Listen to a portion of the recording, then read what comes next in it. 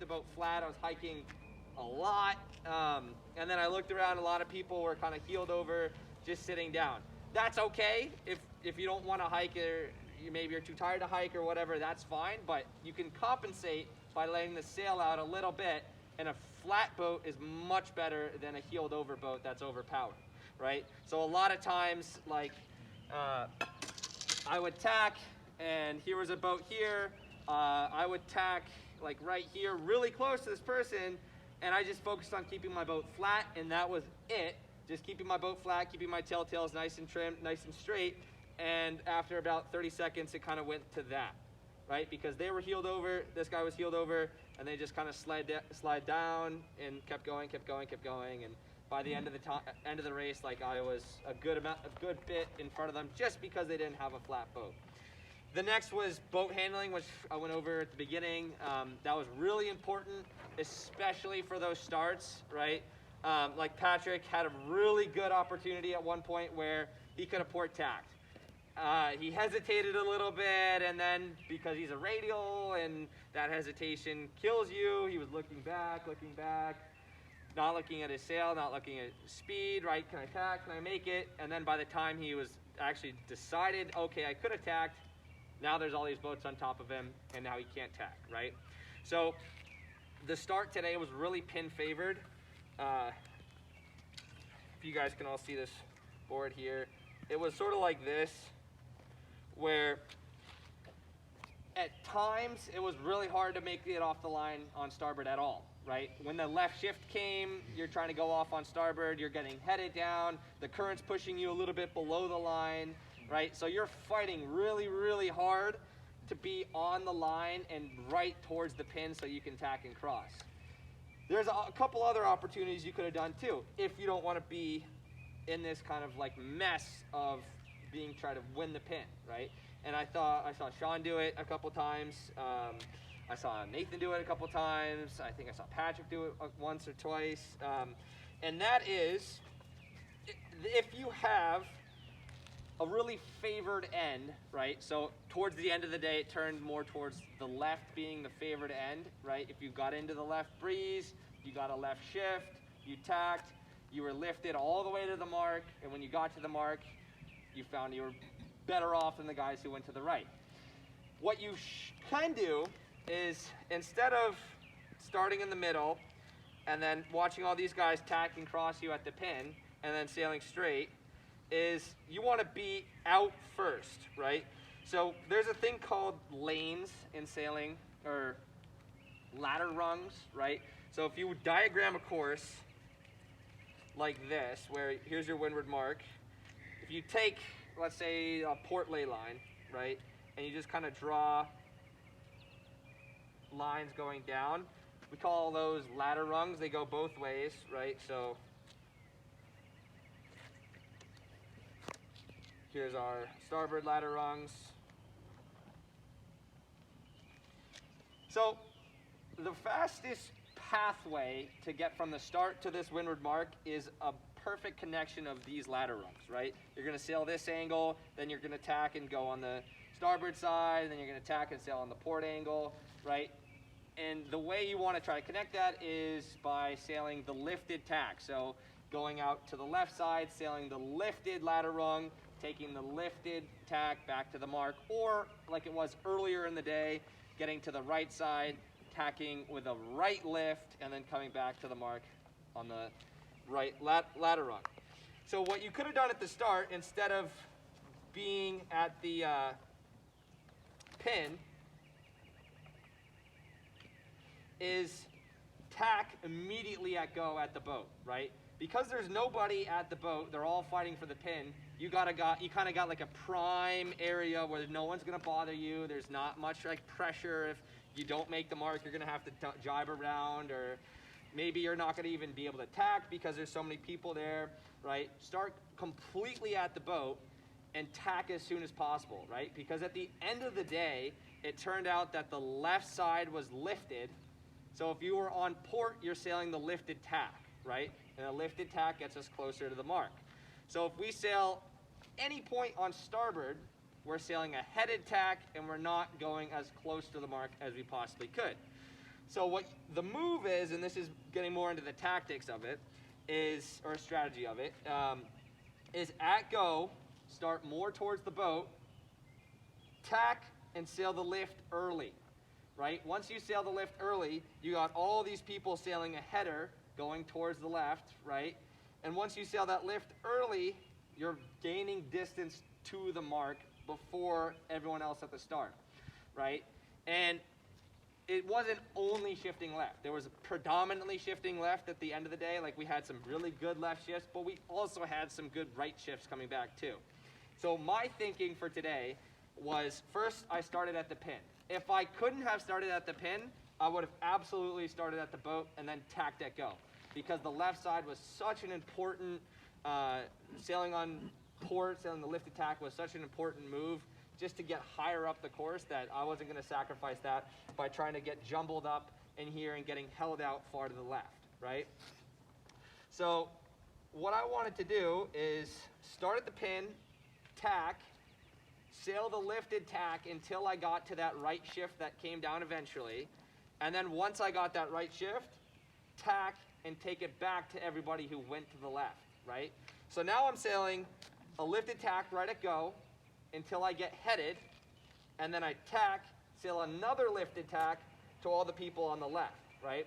So all the people on the left were sailing a lifted tack, but because, so there's another way you can play this too, which is, think of ley lines as your limit, right? If you go anywhere past your ley line, it's like the no-go zone, right? Technically, let's say you're eliminated from the race, right? It's the bad zone if you go past the ley line. If you try to stay inside the ley lines, right, or not commit all the way to the left at one point, then you give yourself an opportunity to tack if you need to tack. Let's say you're on the left, sailing this way, and you get a huge left shift, right? Okay, that's great. You get a left shift, tack, you're on ley line. You keeps going left, keeps going left, keeps going left. Now all of a sudden, you're 6-10 boat lengths over the ley line, reaching into the mark, right? And you've completely sailed past your ideal pathway to the mark, right? You've gone completely out of the race course, and now you're reaching into the mark. So what you want to do in these situations is tack, so lifted tack, I can't remember his name, but this guy calls it the 80-20 rule, which is that you want to put yourself 20% below the ley line, right?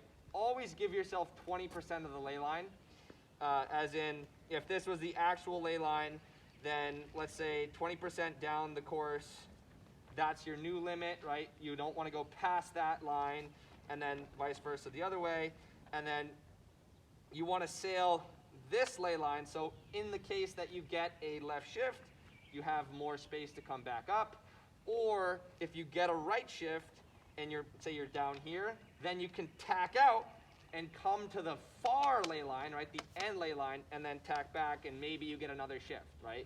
So the reason we don't want to go all the way out to one side is because we're giving up the chance of a shift happening and being able to tack back. So you always want to come in a little bit before on each time. Another thing, which I think I talked to a couple people earlier, is called the Terry Hutchinson ley line. Does anyone know who Terry Hutchinson is? Right, America's Cup skipper. I think he skippered American Magic, the America's Cup, this America's Cup. But he has this thing that he coined in college sailing and America's Cup sailing, and he calls it the Terry Hutchinson ley line, which happened a lot.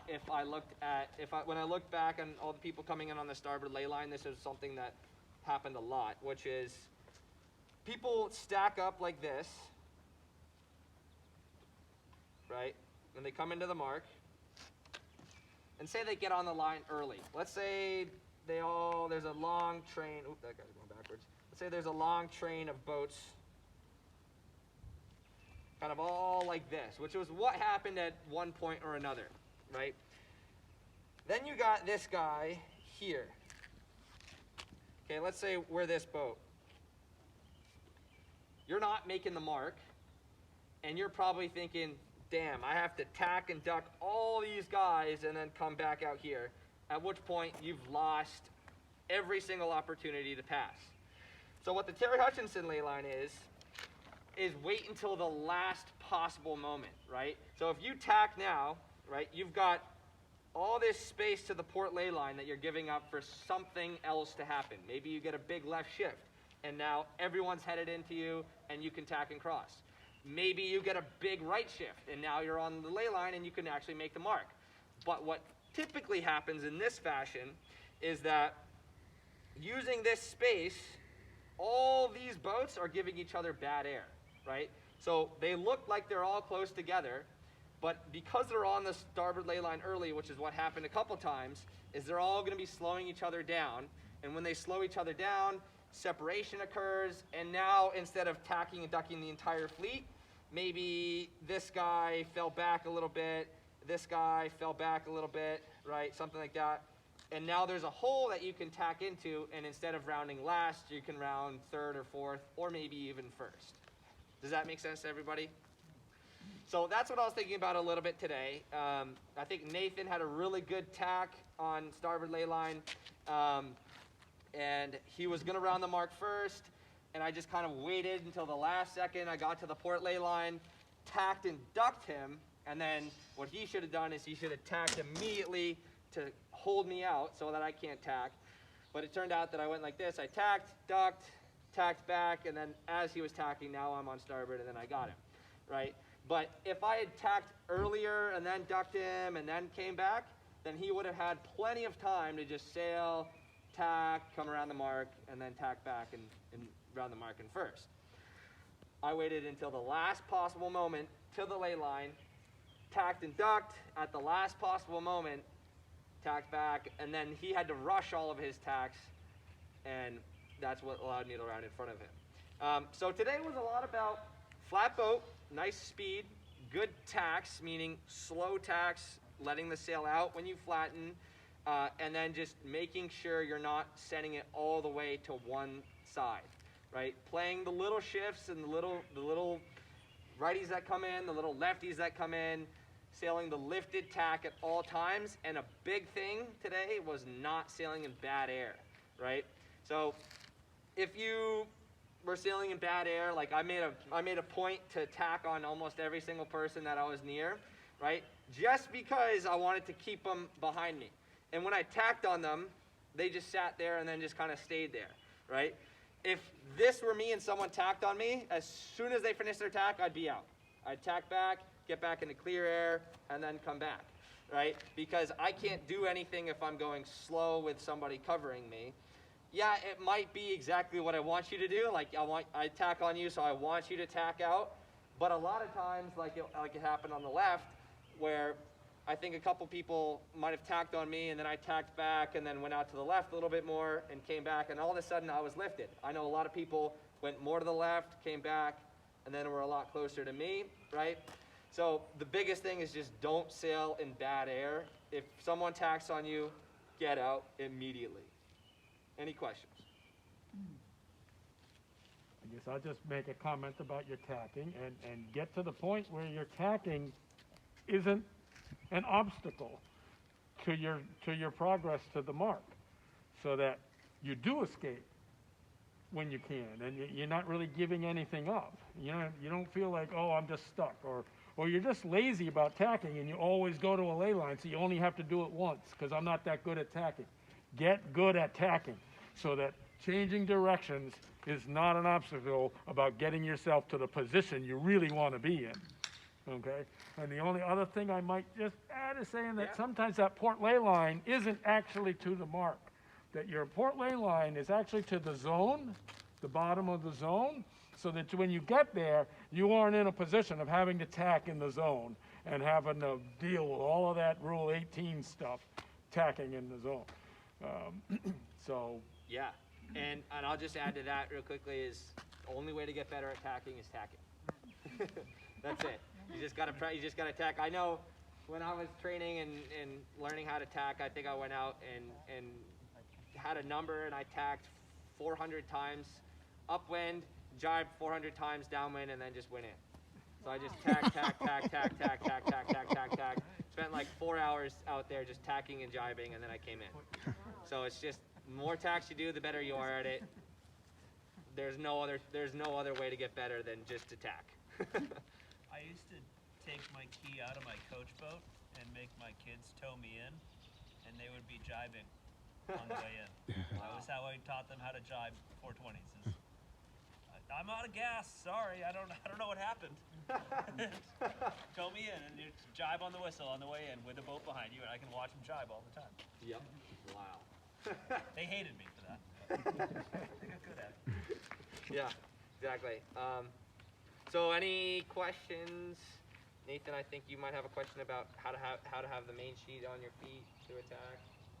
Oh yeah, just like where do you put it? Yeah, so I know that's a huge issue for everybody, still an issue for me.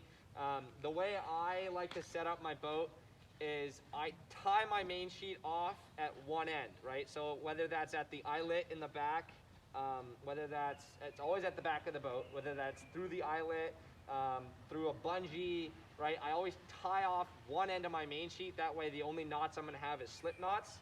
And then every single time, anytime I have a free moment when I'm tacking and I'm not in a sketchy situation, as I'm clearing my main sheet, kicking it back, making sure there's nothing tangled around my feet, and kicking the main sheet as far back as possible. I think I spend more time kicking the main sheet back than I do sailing, right? It's just to keep your feet clear, and the more clear your feet are, the less you're gonna step on it. So a lot of times people step on the main sheet because they kick it back and then they go for a tack, but they have a little bit of water in their boat, and then by the time they get back, the water is sloshed forward and all the main sheet's up there, and then they step on it, right? So it's really just making sure that even while you're tacking, just double check and kick your main sheet all the way back. All right, well, if there's no more questions, great day, a lot of fun. Thank you.